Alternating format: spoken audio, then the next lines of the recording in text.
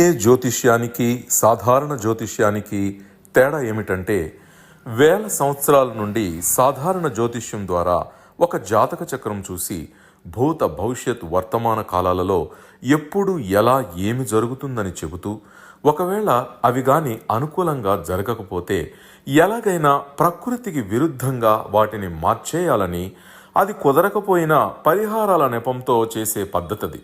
కానీ దానికి మారుగా డిఎన్ఏ జ్యోతిష్యం ద్వారా ఇవన్నీ ఎందుకు జరుగుతున్నాయని కనుగొని ఒక పని చేసే ముందే అది సరైనదా కాదా అని సరైన సమయంలో మనము తీసుకునే మంచి నిర్ణయం జీవితంలో అన్నింటిలో విజయాలు సాధించడానికి సలహాలు మార్గదర్శకాలు చెప్పే నిజమైన జ్యోతిష్య విధానం ఇది. ఏది మీకు అవసరమో మీరే నిర్ణయించుకోగలరు. ప్రపంచవ్యాప్తంగా ఉన్న డిఎన్ఏ ఆస్ట్రాలజీ ప్రియులందరికీ నా హృదయపూర్వక నమస్కారములు. నేను తిరుపతి పట్టణములోని రేణిగుంట నుండి మీ గుణబ్రహ్మ సరస్వతి.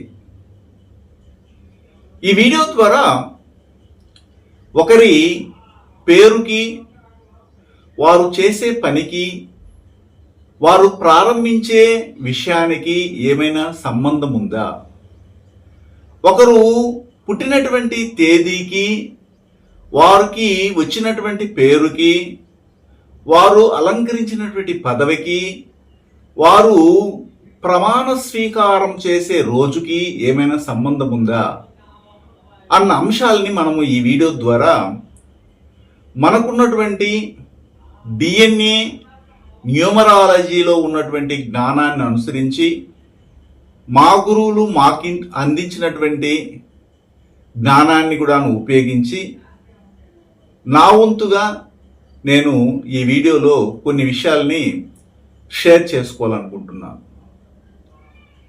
ఇది ప్రతి ఒక్కరు కూడాను ఆలోచించాల్సినటువంటి విషయము మరియు పరిశీలించవలసినటువంటి విషయం కూడా. అదేమిటంటే, ఈ మధ్యకాలంలో మన యొక్క రాష్ట్రమైనటువంటి ఆంధ్రప్రదేశ్ నందు ఎన్నికలు జరిగాయి. ఆ ఎన్నికలలో పోటాపోటీన కూటమితో పాటు ఒక ప్రత్యేకమైనటువంటి పార్టీ కూడాను పోటీపడి ఓడిపోవడం జరిగింది. అయితే ఎన్నికలకి నిర్ణయించినటువంటి తేదీ 13వ తేదీ మే మాసము 2024 కనుక ఆ తేదీని, ఆ రోజు జరుగుతున్నటువంటి నక్షత్రాలని, తిథిని అనుసరించి మనము ఈ ఎన్నికలు ఎలా జరుగుతాయి అని కూడా చెప్పాం. అంటే ఉదయం 11:30 వరకు చాలా సాఫీగా, సజావుగా, నిమ్మలంగా జరిగినటువంటి ఆ ఎన్నికలు తదుపరి 11:30 నుండి దాదాపు రాత్రి 11 గంటల వరకు కూడాను ఎక్కడి నుంచి వచ్చారో కానీ జనాలు పుట్టలుగా వచ్చి ఓటు వేయడం సంభవించింది. దానికి కారణం ఏమిటంటే, ఆ రోజు జరుగుతున్నటువంటి నక్షత్రము 11:30 వరకు పునరుషు నక్షత్రం జరుగుతూ ఉన్నింది. ఆ పునరుషు నక్షత్రం అనేది డిఎన్ఏ ఆస్ట్రాలజీ ప్రకారంగా శని యొక్క కర్మ రిజిస్ట్రీని కలిగి ఉంటుంది. ఆ తదుపరి పుష్యమి నక్షత్రం రావడం జరుగుతుంది. అది రాహు కర్మ రిజిస్ట్రీని కలిగి ఉంటుందని చెప్పాము. కాబట్టి 13వ తేదీ అంటే 1+3 అనేది 4 అని, అలాగే 13ని 5ని అంటే మే నెల, అలాగే 2024ని యాడ్ చేస్తే మొత్తం కూడాను 8వ నెంబర్ కిందికి రావడం వల్ల ఇక్కడ 4 అనేది రాహుకర్మ రిజిస్ట్రీని తెలియజేసే అంకెగాను, 8ని మనము శనికర్మ రిజిస్ట్రీ కలిగినటువంటి నెంబర్గాను లెక్కగట్టాము. ఆ విధంగానే టీడీపీలో టీ అంటే 4వ నెంబర్ కిందను, చివరిలో ఉన్న పీని 8వ నెంబర్ కిందకి తీసుకున్నాము. అందువల్ల ఖచ్చితంగా టీడీపీనే ఎన్నికల్లో గెలుస్తుంది అని కూడా చెప్పాము. అదేవిధంగా ఎన్నికలు జరిగిన తర్వాత ఓటు లెక్క వేసే రోజుని తీసుకున్నాము. అది కూడా 4వ తారీఖున జూన్ మాసము 2024వ తేదీ, అంటే 2024వ సంవత్సరము జూన్ మాసము 4వ తేదీ రావడం వలన ఆ రోజు జరుగుతున్నటువంటి నక్షత్రం భరణి నక్షత్రం కాబట్టి ఈ భరణి అనే నక్షత్రం అనేది చంద్రుని యొక్క కర్మ రిజిస్ట్రీ కలిగిన నక్షత్రం కాబట్టి చంద్రబాబుకి చాలా అనుకూలంగా ఉంది కనుక శ్రీ నారా చంద్రబాబు నాయుడు గారికి అధిక పక్షంలో ఓట్లు పడి ఆయనకే సీఎం పోస్టు రావడానికి కూడా అవకాశం ఉందని మనం చెప్పాం. ఇవన్నీ జరిగిపోయినటువంటి వీడియోలో చెప్పిన విషయాలు.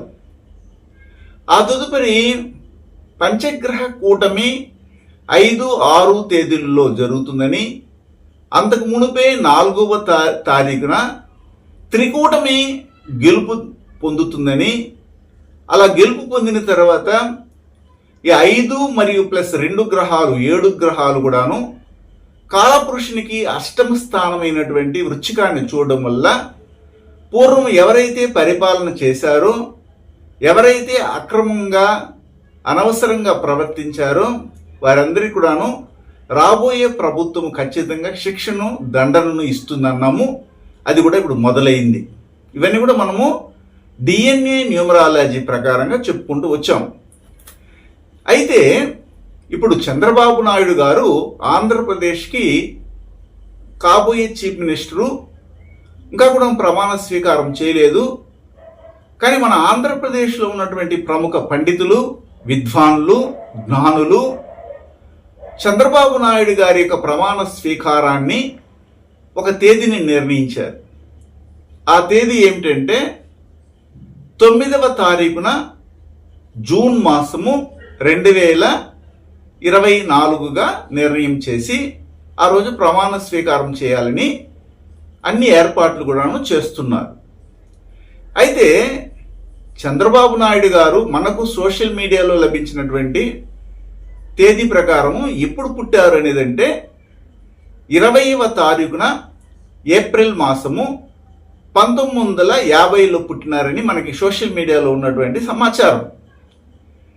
అయితే దానికి తగ్గట్టుగా వారి పేరు ఏర్పడిందా లేదనేది అది మళ్ళీ చూద్దాం. కానీ 20 అంటే ఏమిటంటే 2+0 ఏమవుతుందంటే 2 అవుతుంది. 2 అనేది ఏమిటంటే చంద్రునికి సంబంధించినటువంటి నెంబర్గా మనం తీసుకుంటాం న్యూమరాలజీలో. కానీ అదేవిధంగా 2 అనేది ఏమిటంటే 1 అనేది సూర్యుడు అయితే 2 అనేది చంద్రుడిగా తీసుకున్నాం. శ్రీ నారా చంద్రబాబు నాయుడు పేరు కూడా చంద్రుని యొక్క అర్థం ఇచ్చినట్టుగా ఉంది అని మనం చెప్పుకోవచ్చు. ఇంతకుముందు కూడా చాలా వీడియోల్లో చెప్పాను.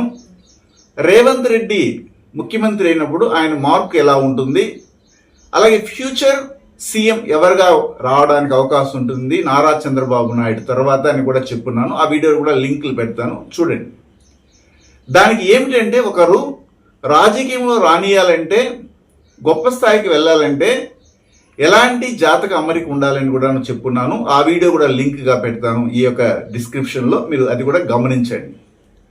అయితే ఇప్పుడు చెప్పొచ్చే విషయం ఏమిటంటే రెండవ తేదీగా వచ్చే, అంటే 20 అంటే 2గా చెప్పబడే ఆ యొక్క అంకెలో పుట్టినటువంటి చంద్రబాబు నాయుడు గారు మన యొక్క ఆంధ్రప్రదేశ్ అవతరించిన తర్వాత, అంటే ఏమిటి, బైఫర్కేషన్ అయిన తర్వాత, విడిపోయిన తర్వాత, ఉమ్మడి రాష్ట్రంగా ఉండి తెలంగాణ వేరుగాను ఆంధ్రప్రదేశ్ వేరుగాను ఏర్పడిన తర్వాత అప్పుడు ప్రథమ ముఖ్యమంత్రిగా చంద్రబాబు నాయుడు గారు గెలిచడం జరిగింది.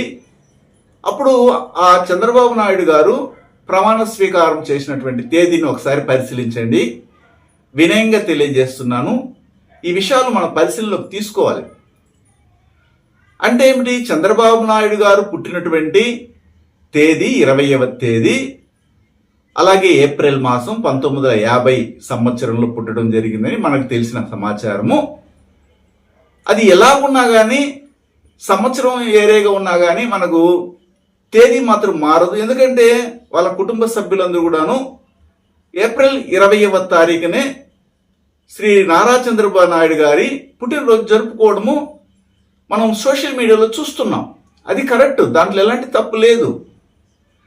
అలాంటప్పుడు 2వ నెంబర్లో పుట్టినటువంటి వారు ఎవరైనా కానీ ప్రపంచంలో వారికి ఆపోజిట్ నెంబర్లని కొన్ని ఉంటాయి. అవేమిటంటే 8వ నెంబర్ కానీ 9వ నెంబర్గా మనం భావిస్తాం న్యూమరాలజీ ప్రకారంగా. అయితే దానికి ఏమిటండి ఇప్పుడు అంటే 20వ తారీఖున పుట్టినటువంటి చంద్రబాబు నాయుడు గారు ఆంధ్రప్రదేశ్గా ఉమ్మడి రాష్ట్రం నుండి విడిపోయి పరిపాలన కొనసాగించే సమయంలో మొదటి ముఖ్యమంత్రిగా ప్రమాణ స్వీకారం చేసిన తేదీ ఏమిటంటే 8వ తేదీ జూన్ మాసము 2014. అయితే 2014 జూన్ మాసం 8వ తారీఖునే ఎందుకు అలాగా చేశారు అనేదని మళ్ళీ చెప్తాము. అంటే ప్రముఖ పండితులు జ్ఞానులు ఆ ముహూర్తాన్ని నిర్ణయిస్తారు. నక్షత్రాన్ని తిథిని చంద్రబాబు నాయుడు గారు పుట్టిన నక్షత్రం నుంచి తారాబలాన్ని లెక్కలగట్టి ఈ తారాబలం బలంగా ఉంది, గురుబలం బాగుంది, గురువు దృష్టి బాగుంది, ఉజ్వలమైన భవిష్యత్తు ఉంటుందనేసి నిర్ణయం తీసుకుని 8వ తారీఖున జూన్ మాసం 2014లో ఆంధ్రప్రదేశ్ ముఖ్యమంత్రిగా ప్రథమ ముఖ్యమంత్రిగా అంటే ఆంధ్రప్రదేశ్ ఏర్పడిన తర్వాత తెలంగాణ నుంచి బయటకు వచ్చి ఏర్పాటు చేసినటువంటి ముఖ్యమంత్రిగా చంద్రబాబు నాయుడిని ఏర్పాటు చేసినా కానీ ఎందుకు ఓడిపోయినారు? చిత్తుగా ఓడిపోయి 23 మందితో మాత్రమే ప్రభుత్వం ఏర్పాటు చేయలేని పరిస్థితిలో, ప్రతిపక్షం కూడా కూర్చోలేని పరిస్థితిలో మళ్ళీ కొంతమంది వేరే పార్టీలోకి వెళ్ళిపోవడము, చాలా అవమానాలకి గురి అవ్వడము, ఈతి బాధలకు గురి అవ్వడము, అరెస్ట్ అయ్యవలసిన పరిస్థితి కూడా కలిగింది. కారణం ఏమిటంటే 20వ తేదీలో పుట్టినటువంటి చంద్రబాబు నాయుడు గారికి 8వ నెంబరు ఒక డిజాస్టర్. అందుకనే ఒకవైపు చంద్రబాబు నాయుడు గారు 8వ తారీఖున జూన్ మాసం 2014వ సంవత్సరంలో ప్రమాణ స్వీకారం చేస్తున్నట్టు 6 గంటల పైన సాయంత్రం చేస్తుంటే స్వర్ణాంధ్రప్రదేశ్గా తీర్చిదిద్దాలని, అమరావతి రాజధానిని నిర్మించాలని ఎంతో ఉత్సాహంతో ప్రమాణ స్వీకారం చేసే రోజే ఇంత పెద్ద డిజాస్టర్ హైదరాబాద్లో జరగడం జరిగింది. అందులో మన ఆంధ్రప్రదేశ్ చెందినటువంటి విద్యార్థులు కూడాను ఉండడం కూడా గమనార్హం. దాదాపు 25 మంది చనిపోవడం కూడా జరిగింది. దాంతో తప్పించుకునిందా 20వ తేదీ పుట్టినటువంటి చంద్రబాబు నాయుడు గారు 8వ తారీఖున జూన్ మాసం 2014లో ప్రమాణ స్వీకారం చేయడం అనేది చీఫ్ మినిస్టర్గా అంటే లేదు. మళ్ళీ జూలై మాసంలో 14వ తారీఖున 2015న గోదావరి పుష్కరాలలో చాలా మంది తొక్కిసలాటల్లో చనిపోవడం జరిగింది. అక్కడ కూడా దాదాపు 27 మంది చనిపోయినారని కూడా మన వార్తల్లో విని ఉంటాం. సరే, ఇన్ని జరిగినాయి. అదే సమయంలో బాగా గమనించండి, కేసీఆర్ గారు అంటే చంద్రశేఖర్ గారు తెలంగాణకి ఆయన ముఖ్యమంత్రిగా ఏర్పడడం జరిగింది. చంద్రశేఖర్ గారు పుట్టినటువంటి తేదీ 17వ తేదీ ఫిబ్రవరి మాసము 1954వ సంవత్సరం అని మనకి సోషల్ మీడియాలో లభించినటువంటి పుట్టిన తేదీ, సంవత్సరము, నెల సమాచారం. అయితే తెలంగాణ ఏర్పడిన తర్వాత మొట్టమొదటిసారిగా చంద్రశేఖర్ గారు ప్రమాణ స్వీకారం చేసినటువంటి తేదీ ఏమిటంటే 2వ తేదీ జూన్ మాసం. మరి చంద్రశేఖర్ గారు పుట్టిన 17వ తారీఖున అంటే 17 అంటే 1 + 7 8వ తారీఖున. 8కి 2 ఆపోజిట్, 2కి 8 ఆపోజిట్, ఒకదానికి ఒకటి డిజాస్టర్. చంద్రశేఖర్ గారు ముఖ్యమంత్రి పదవికి ప్రమాణ స్వీకారం చేసినటువంటి 2వ తారీఖున చేస్తే అదే నెల అదే సంవత్సరము ఆంధ్రప్రదేశ్కి ముఖ్యమంత్రిగా ప్రమాణ స్వీకారం చేసినటువంటి చంద్రబాబు నాయుడు 8వ తారీఖున చేశారు. ఆ 8వ తారీఖునే హైదరాబాదులో చదువుతున్నటువంటి విఎన్ఆర్ విజ్ఞాన్ జ్యోతి కాలేజీ సంబంధించినటువంటి విద్యార్థులు దాదాపు బియాస్ నదిలో కొట్టుకుపోవడం జరిగింది. ఇది హిమాచల్ ప్రదేశ్లో ఉంది. అంటే ఇప్పుడు గమనించండి, 8కి 2 ఎలాగా డిజాస్టర్ అయింది, 2కి 8 ఎలా డిజాస్టర్ అయిందని మనం తెలుసుకుంటాం. అయితే చంద్రశేఖర్ గారు ఒకసారి ముఖ్యమంత్రి పదవిలో చాలా రాణించడము, తర్వాత గొడవలు అవి ఇవి జరగడము, ఆర్టీసీ సంబంధమైనటువంటి విషయాల్లో చాలా ఇబ్బందులు గురవ్వడము, ఎలక్ట్రిసిటీ సంబంధమైన విషయాల్లో కూడాను ఇబ్బందులు గురవి మళ్ళీ రెండవసారి ముఖ్యమంత్రి అవ్వడం కూడాను 13వ తారీఖున డిసెంబర్ మాసము 2018లో అవ్వడం జరిగింది. కాబట్టి ఈ 13వ తారీఖు అనేది dead number, devil number, death number. కాబట్టి ఆ తదుపరి చంద్రశేఖర్ గారు ప్రమాణ స్వీకారం చేయడం లేదు. తర్వాత వచ్చినటువంటి ప్రభుత్వము, కాంగ్రెస్ ప్రభుత్వము రేవంత్ రెడ్డి గారిని ప్రమాణ స్వీకారానికి అంగీకరించడం జరిగింది. రేవంత్ రెడ్డి గారు కూడాను 17వ తారీఖున పుట్టడం జరిగింది. అయితే 17 అంటే 1+7 8. కానీ రేవంత్ రెడ్డి గారు మొట్టమొదటిసారిగా ముఖ్యమంత్రి పదవికి ఆయన సన్నద్ధమై 7వ తారీఖున డిసెంబర్ మాసము 2023లో ప్రమాణ స్వీకారం చేయడం జరిగింది. ఇక్కడ 8, 7 అనేది కొద్ది దగ్గర సంబంధాలు ఉంటాయి కాబట్టి పెద్ద డిజాస్టర్ అనేది కలగకపోవచ్చు. కానీ ఆవేశముతో కూడినటువంటి, కుతంత్రాలతో కూడినటువంటి రాజకీయం మాత్రం ఈ యొక్క 5 సంవత్సరాలు నడుస్తుందని మనం చెప్పవచ్చు. బాగా గమనించండి. ఇప్పుడు ప్రజెంట్ జరుగుతున్నటువంటి సిచ్యువేషన్కి వస్తాం. నేను ఇంతకుముందు సంఘటనలు ఎందుకు చెప్పానంటే అవన్నీ మనకి ఒక ఉదాహరణలుగా ఉంటాయి. మన యొక్క ప్రకృతి మనకి కొన్ని విషయాల్ని అప్పటికప్పుడు అందజేస్తుంటుంది. ఇదే కర్మ.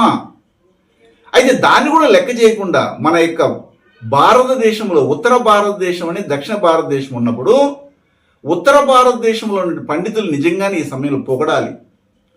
దక్షిణ భారతదేశంలో ఉన్నటువంటి సనాతన పండితులు సరిగా వారి యొక్క అవగాహన రాహిత్యం వలనో, లేకపోతే తెలియకపోవడం వలనో, లేదా ఈగో క్లాష్ వలన కానీ ఇలాంటి పనికిమాలిన ముహూర్తాలు పెట్టడం వలనే మన రాష్ట్రాలు డెవలప్ కాకపోవడము, చాలా కాలం పాటు ఒకే ముఖ్యమంత్రి కొనసాగకపోవడం అనేది జరుగుతూ ఉంది. కానీ ఉత్తర భారతదేశంలో ఉన్నటువంటి పండితులు చాలా చక్కగా 1-4 సార్లు అనేక శాస్త్రాలని ముందర వేసుకొని పరిశోధనలు చేసి ముహూర్తాలు పెట్టడం వల్లే ఇప్పుడు మన యొక్క ప్రధానమంత్రి కాబోతున్నటువంటి మోడీ గారు ఇప్పటికి 3 సార్లు మళ్ళీ వరుసగా ప్రధానమంత్రి అవడానికి అవకాశం ఉంది. ఎందుకంటే ప్రధానమంత్రిగా ఉన్నటువంటి మోడీ గారు పుట్టినటువంటి తేదీని కూడా మనం పరిశీలించినట్లయితే 17వ తేదీ సెప్టెంబర్ మాసము 1950 సంవత్సరంలో పుట్టినారని మనము సోషల్ మీడియా ద్వారా సమాచారాన్ని పొంది ఉన్నాం. అయితే మొట్టమొదటిసారిగా ప్రధానమంత్రి పదవికి వారు ప్రమాణ స్వీకారం చేసింది ఎప్పుడంటే 26వ తారీఖున మే మాసము 2014లో వారు ప్రధాన మంత్రిగా ప్రమాణ స్వీకారం చేయడం అనేది జరిగింది. ఆ తర్వాత ఇప్పుడు రెండవసారి కూడా 30వ తారీఖున చేయడం జరిగింది. 30వ తారీఖున మే మాసము 2019లో చేశారు.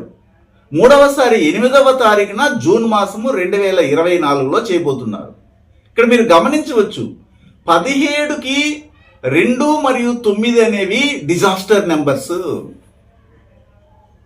ఎందుకంటే 8 తేదీ పుట్టినటువంటి వారు, 8 అంటే 17వ తేదీ పుట్టినారు కాబట్టి 1+7 8 అవుతుంది. కాబట్టి వారికి చాలా తెలివితేటలు ఎక్కువ ఉన్నాయి. కాబట్టి ఆ పండితులకి వాళ్ళు ఏం చేశారంటే 26వ తారీఖున చక్కగా కంపేర్ అయ్యేటట్టుగా వాళ్ళు మొట్టమొదటి ప్రధానమంత్రి పదవికి ప్రమాణ స్వీకారం చేయించారు.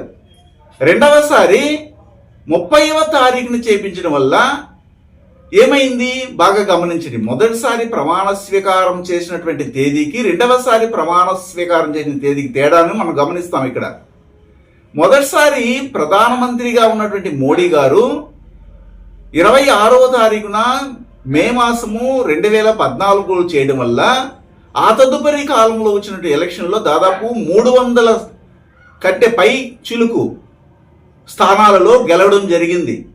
ఇప్పుడు 30వ తారీఖున మే మాసము 2019లో రెండవ ప్రమాణ స్వీకారం చేయడం వల్ల ఇప్పుడు 300ని దాటలేని పరిస్థితికి రావడం జరిగింది.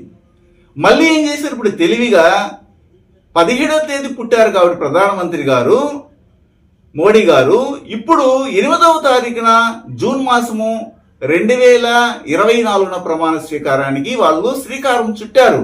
ఇది ఉత్తమమైనటువంటి ప్రెడిక్షన్ అని అనుకోండి, లేదా ఒక విధమైనటువంటి సలహా కూడా అనుకోండి. అయితే మన వాళ్ళు ఏం చేస్తున్నారు, చంద్రబాబు నాయుడు గారిని తీసుకెళ్లి ఆయన పుట్టింది 20వ తారీఖున ఏప్రిల్ మాసము 1950 అయితే 20వ తేదీ అంటే 2కి 8 మరియు 9 అనే నెంబర్లు డిజాస్టర్ నెంబర్స్ అని తెలుసో తెలియక ఇప్పుడు మళ్ళీ 9వ తారీఖున చంద్రబాబు నాయుడు చేత 2వ ముఖ్యమంత్రిగా మన ఆంధ్రప్రదేశ్ ఏర్పడిన తర్వాత తెలంగాణ నుండి బయటకు వచ్చి అంటే ఉమ్మడి రాష్ట్రంగా ఉన్నటువంటి మన యొక్క రాష్ట్రం విడిపోయి ఆంధ్రప్రదేశ్గా ఏర్పడిన తర్వాత 2వ ముఖ్యమంత్రిగా పదవి స్వీకారం పొందడం అంటే ప్రమాణ స్వీకారానికి మళ్ళీ 9వ తారీఖున జూన్ మాసము 2024 నిర్ణయించడం అనేది అంత సరిగా లేదు. దీని వలన ఎలాంటి విపత్తులు రావడానికైనా అవకాశం ఉంది. ఎందుకంటే మనం ముందుగానే సవి చూచాము. అంటే ప్రతిపక్షాల వలన వచ్చినటువంటి కొన్ని కుట్రలు కుతంత్రాల చేత ఇప్పటికే అవస్థలు పడినటువంటి చంద్రబాబు నాయుడు గారు ఇంకా అవస్థలు పాలవడానికి అనారోగ్య హేతును పొందడానికి అవకాశం ఉంది. అయితే ఇదే రోజున పవన్ కళ్యాణ్ గారు కూడాను ఒకవేళ ప్రమాణ స్వీకారం చేస్తే చాలా డిజాస్టర్ ఏర్పడుతుంది ఆరోగ్య విషయంలో. ఎలాగంటే 2వ తారీఖున సెప్టెంబర్ మాసము 1971 సంవత్సరంలో పుట్టినటువంటి పవన్ కళ్యాణ్ గారు కూడాను ఒకవేళ 9వ తారీఖున జూన్ మాసం 2024లోనే ప్రమాణ స్వీకారం కానీ చేయగలిగితే చంద్రబాబు నాయుడు గారికి కూడా ఉన్నటువంటి డిజాస్టర్ నెంబర్ 9 కాబట్టి చంద్రబాబు నాయుడు 20వ తారీఖున పుడితే పవన్ కళ్యాణ్ గారు 2వ తారీఖున పుట్టారు కాబట్టి రెండు కూడాను ఒకే నెంబర్లో ఉన్నాయి. అయితే ఎవరికి పాజిటివ్గా ఉంది అంటే 23వ తారీఖున పుట్టినటువంటి జనవరి మాసం 23వ తారీఖున 1983లో పుట్టిన నారా లోకేష్ గారికి చాలా అద్భుతమైనటువంటి యోగాన్ని ఒకవేళ 9/6/2024లో కానీ ఏదైనా ఒక పదవికి నారా లోకేష్ గారు కానీ ప్రమాణ స్వీకారం చేస్తే కాబోయే ముఖ్యమంత్రి అతనే అని కూడా చెప్పవచ్చు. అయితే చంద్రబాబు నాయుడు గారికి కానీ పవన్ కళ్యాణ్ గారు కానీ ఈ విషయాన్ని తెలుసుకోగలిగితే కొద్దిగా బాగుంటుందని నేను భావిస్తున్నాను. ఎందుకంటే పండితులు ఎంతసేపు అయినా కానీ తారాబలం కుదిరింది, నక్షత్ర బలం కుదిరింది, 10 సంవత్సరాలు ఒకసారి వచ్చే ముహూర్తం మీద అనేసి వెళ్తున్నారు. కానీ మనం కర్మ సిద్ధాంతాన్ని అనుసరించి న్యూమరాలజీని కూడా మేళవించి చేసే విధానం వారికి తెలియదు. అందువల్ల కొద్దిగా ఇబ్బంది పాలవడానికి ఆరోగ్యరీత్యా చంద్రబాబు నాయుడు గారు 1-1.5 సంవత్సరాల తర్వాత ఆయన యొక్క పగ్గాలని తన కుమారుడైన నారా లోకేష్కి ఇచ్చే అవకాశము చాలా మెండుగా ఉందని మాత్రం ఖచ్చితంగా చెప్పగలను. ఇంతకుముందు వీడియోలో కూడా చెప్పాను, పవన్ కళ్యాణ్ గారికి హృద్రోగ సంబంధమైన సమస్య రావడానికి కూడాను ఇక్కడ అవకాశం ఉంది. చంద్రబాబు నాయుడు గారికి కూడాను ఒక విధమైన హృద్రోగ సమస్య కానీ ఇతర ఇంటిస్టైన్ అంటారు పేగుల్లో సంబంధమైన సమస్య రావడానికి అవకాశం కనబడుతూ ఉంది. ఇది నేను ఆషామాషిగా చెప్పటం లేదు. ఇవన్నీ కూడాను తన వారి జాతకాలలో ఉన్నటువంటి విషయాలు, వారు స్వీకరించినటువంటి పదవికి ఏర్పాటు చేసిన ప్రకృతి సిద్ధంగా ఏర్పడినటువంటి ఒక విపత్తుగా కూడా పరిగణించవచ్చు. కాబట్టి ఇప్పుడు జరుగుతున్నటువంటి 9వ తేదీ జూన్ మాసము 2024 జరగబోయే ప్రమాణ స్వీకారము ముఖ్యమంత్రి పదవికి చంద్రబాబు నాయుడిని ఎన్నుకున్న తర్వాత చేసే సమయము లేకపోతే ఆ యొక్క తేదీ అంత కరెక్ట్గా లేదని నా అభిప్రాయము మాత్రమే ఇది.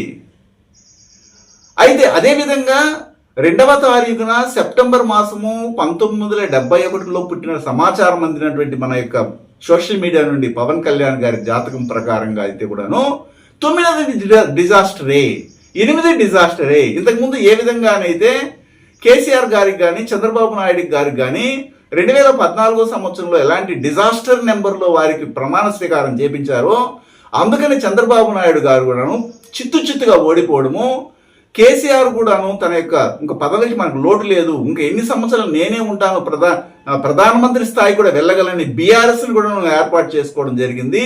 కానీ చివరికి ఓడిపోవడం జరిగింది. కారణమే మనం మొదటి స్టెప్ కానీ కరెక్ట్గా వేయగలిగితే, మొదటి నిర్ణయమే కరెక్ట్గా లేనప్పుడు ఆ తర్వాత వచ్చే కష్టాలన్నీ మనమే పొందవలసిన పరిస్థితి ఖచ్చితంగా ఏర్పడుతుందని నేను భావిస్తున్నాను. అయితే ఇవి ఇలాగనే జరిగిపోతాయా, మీరేమైనా ప్రెడిక్షన్ చెప్తున్నారా అని కాదు. నేను ప్రెడిక్షన్ అయితే చెప్పటం లేదు, సలహా, ఒక మార్గదర్శనము. మనం పూర్వము జరిగినట్టు సంఘటనల్ని, ఇప్పుడు జరగబోయే సంఘటనల్ని మనము ఒకదానికి ఒకటి పోల్చి చూసుకున్నప్పుడు మొదట మనకి సరిగా లేనప్పుడు అదే విధంగా మళ్ళీ ఎందుకు నిర్ణయించారు, దీనికి కారణకర్తలు ఎవరు మనకు తెలియదు కదా. కానీ మన దగ్గరికి వచ్చి నేర్చుకొని పోవాల్సిన అవసరం వాళ్ళకైతే లేదు. వాళ్ళు జ్ఞానులే. కానీ ఎక్కడో ఒక చోట పొరపాటు జరగడం వల్ల ఇలాంటి సమస్య ఏర్పడుతుంది. మనకు చంద్రబాబు నాయుడు గారు చాలా ముఖ్యము.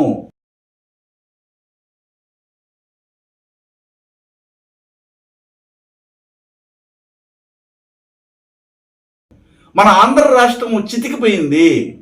ఆ రాష్ట్రాన్ని గొప్ప స్థాయికి తీసుకురావడానికి అలాంటి జ్ఞాని అవసరము, విజన్ ఉన్నటువంటి నేత అవసరము. అలాంటి నేత ప్రమాణ స్వీకారాన్ని తన పుట్టినటువంటి డేట్కి, తన పేరుకి కంపాటిబిలిటీగా లేకుండా డిజాస్టర్ నెంబర్లో వెళ్ళి ప్రమాణ స్వీకారం చేపించడం వలన మనమే కోల్పోతాము, మన రాష్ట్రాన్ని మనమే కోల్పోతాము. మన రాష్ట్రాన్ని అభివృద్ధి చేయలేని పరిస్థితి ఆ మహానుభావునికి అనారోగ్యం కలగడం వల్ల జరిగే అవకాశం ఉందని మాత్రమే నేను హెచ్చరించగలను.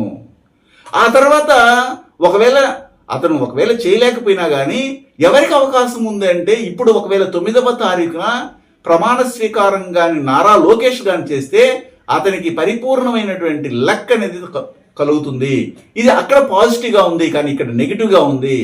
అదేవిధంగా 175 సీట్లకి 175 సీట్లు వచ్చినట్లుగా భావిస్తున్నటువంటి, అంటే 21 సీటుకి 21 సీటుగా వచ్చినటువంటి భావిస్తున్న పవన్ కళ్యాణ్ గారు కూడాను ఆరోగ్య విషయంలో చాలా జాగ్రత్తగా ఉండాలి. ఒకవేళ వారు ఈ 9వ తారీఖున జూన్ మాసం 2024 సంవత్సరంలోనే ఒకవేళ పదవికి ప్రమాణ స్వీకారం చేస్తే కొద్దిగా ప్రమాదం మాత్రం ఆరోగ్యరీత్యా దాగి ఉందని మనం చెప్పవచ్చు. ఇలాంటి విషయాల్ని మనము DNA న్యూమరాలజీ ద్వారా అనేకం తెలియజేస్తున్నాము. ఏది ఏమైనా కానీ అందరికీ మంచి జరగాలని మాత్రం నేను కోరుకుంటున్నాను. శుభం.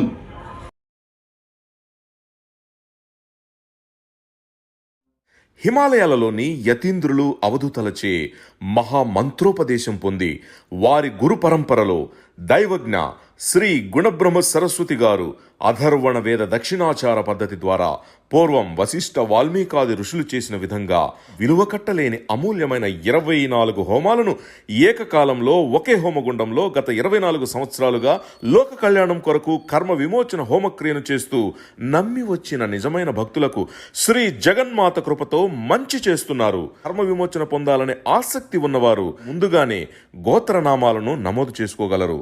అడ్రస్ శ్రీ త్రిశక్తి పూజా మందిర్, తిరుపతి దగ్గర, రేణిగుంట, ఆంధ్రప్రదేశ్.